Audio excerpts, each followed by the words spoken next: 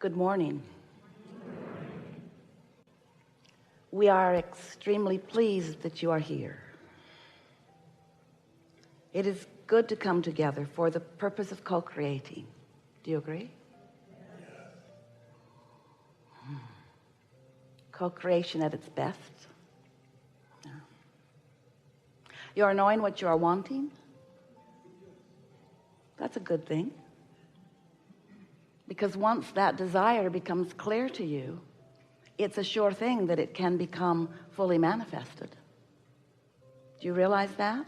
Do you realize that once your desire is formulated in your own mind, once you know that you desire something, it's underway? So much has come before that point that you often do not even realize, because you got into the receptive mode. You usually don't know how, and you received the impulse or the inclination for that desire, but so much happened before that happened. And once that happened, since so much has already happened, once that's happened, once you know that you desire something, it's underway. Can you grasp that? Does that make some sort of sense to you? We want it to, because if you can get that, if that we just said to you makes sense to you, if you really believe it, if you really understand that once this experience has caused a formulated desire to be in your conscious mind, so much momentum has already taken place that it is a sure thing that it must come to full fruition, to the see it, hear it, smell it, taste it, touch it, where you can see it and recognize it and experience it, and others who are looking on in your direction can witness it too. But sometimes, even though the desire has formulated within you, even though it's vivid and it's real, you have other thoughts that surround it. That thought came in a sort of a flash, but then other thoughts that you've been practicing sort of bury it deep in the resistance.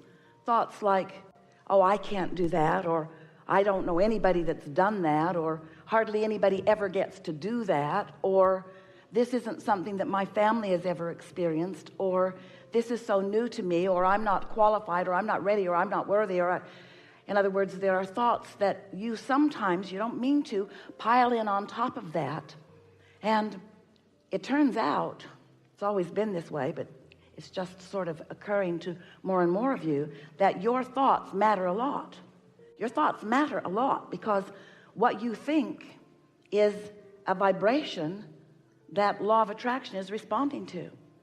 So what you think, and even more important, how you feel about what you think, equals your point of attraction, and everything that comes to you is controlled by that. Sometimes you don't realize that you have control of what comes to you, but it's always because you haven't practiced yet control of your own thought. If you're like most people, you let what's going on in your environment control your thought. We love you so much. You know what's coming next. But you are reactionary beings. You're reactors to conditions. And we understand why you would be, because things that are manifested, that's what your life is. In other words, your life is all that is surrounding you, and you've come as this fully manifested being, capable of seeing and hearing and so forth, because you want to experience life in this way. You want to experience this leading edge version of life, this leading edge physically manifested version of life. You know, there's a whole lot of life that isn't fully manifested, but everything that is non-physical is experiencing with you this fully manifested life. We're all out here on this leading edge together. So we understand, in fact, we recommend that you embrace fully the physicality of your experience. We want you to devour it with all of your ability to translate vibration through your eyes and ears and nose and fingertips and so on. We want you to feel and see and hear and taste this life experience. It's what you were born to do. It's why you were born. It's what you wanted when you came. But in order to do that purposefully, in order to do that deliberately, it is so beneficial to have a basis of understanding of how it all works. And so that's what we've been about for a long time, explaining to you that you are vibrational beings. Even though you do see, the reason you see is because you translate vibration, but you don't know you're translating vibration. You're just seeing, you're just experiencing the end results of being able to translate that vibration.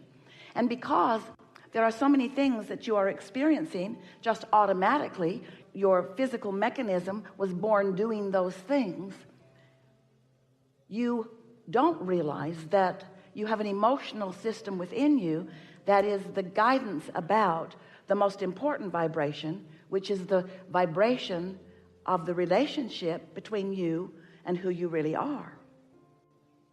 You're lovely in your bodies, but that's only a tiny little bit of who you are. The larger part of you is source, non-physically focused energy. You've been calling that your soul. We call that your inner being, but it's the larger part of you, and it is focused with you, to you, and through you all day, every day. And that part of you is a high frequency with no resistance. You might translate it in words to be the vibration of love, or the vibration of clarity, the vibration of well-being, the vibration of worthiness, the vibration of absolute knowing. It's the vibration of infinite intelligence. That's who you really are. And as you are here in this physical body, whether you know it or not, you are for sure having a relationship, a primary, important, dominant relationship with that non-physical energy part of you, that inner being you. And that relationship between the non-physical you and the physical you can most easily be recognized by you by your emotions. For example, when you feel rapturous love about something or someone, or you are feeling appreciation that just makes you feel as if you are turning inside out, what that means is your thought that you are thinking with your thinking mechanism right here in this body, in this personality, this thought that you are having right now matches perfectly with the thought that your inner being is having right here, right now about the same thing. There's a perfect blend, and that's why there is no resistance. There's just pure flow. It's you and you. It's you and you. That's why it feels so good. That's what passion is. That's what that feeling of powerful, good feeling, that's what love is. That's what appreciation is. So as you are realizing that you are an extension of this non-physical energy, and that you are a team with this non-physical energy, in other words, we are all in this together. But you came not only for the experience of sifting through the contrast in order to determine the new desires. Oh, you new creative genius creatures out here on the leading edge, having experiences and relationships and combinations with others that have never been before unto all of the universe. And through that synthesization, through that experience of interacting with one another, you keep giving birth to new ideas. And those ideas are important to all of us because they represent not just what's coming new to you, not just the new, fun, good feeling, expansive experience that you are about to have, but you represent the leading edge of the entire universe. You are out here in the new, having the new desire born within you. And that new desire born within you, and we're not only talking about your new houses or your better ways of living. We're not only talking about the things that will adorn your physical body or the things that will move you from place to place. We're not only talking about your physical contraptions that are in the making. We're talking about your new ways of recognizing the perfection of each other, and your new ways of understanding the balance of the whole, and your new ways of recognizing that you don't have to all be alike. In fact, you don't want to be alike. In fact, if you had wanted to be alike, you would have been born alike, but you were not born alike. You were born different. And the reason that you were born different is because the combination of all of your differences makes for new ideas. It makes for the next generation and the next and the next and the next. It completes the promise of the eternalness that we all know to be, because there is no ending to that which we are, but there is a constant being of that which we are. And so as you begin to embrace the continual being of that which we all are, then you get to, it's your plan, it's our desire for you, You get to live happily ever after. And ever after not meaning later, meaning now and now and now and now and ever after, you see. All of the things that you've been asking for, a part of you stands as the culmination of already. Not too satisfying for you, however, because it's a vibrational reality that you have to tune into. Just like tuning your radio tuner to the frequency of what's being broadcast. If you don't have your tuner set to the station that you want to hear, then you're not going to hear it. It is not different from that. In fact, it's exactly the same as that. It's vibrational. And so here's this broadcast of you, all of the abundance, all of the well-being, all of the clarity, all of the deliberateness being broadcast to you all day, every day. But you have to do step 3, which is adjust your tuner to that frequency. And over time, we've called that being in the state of allowing yourself to receive. We've called it being in the receiving mode, which means tuned to the frequency so that you can hear. And today what we're wanting to say to you is that step 3, what it really is being in a vibrational frequency where what your inner being knows, you know too. The state of allowing yourself to be. Jerry always wanted to put all of our books in the bookstores with a label that said self-help from your total self. So it's that total self that we want you to be aware of, that whole of you, that inner being you. But we don't want it to be the inner being only. We want it to be the inner being that you let out, the inner being that you let out into your world, the inner being that comes out of your mouth, the inner being that is your wisdom. In other words, it's a blending of who you really are.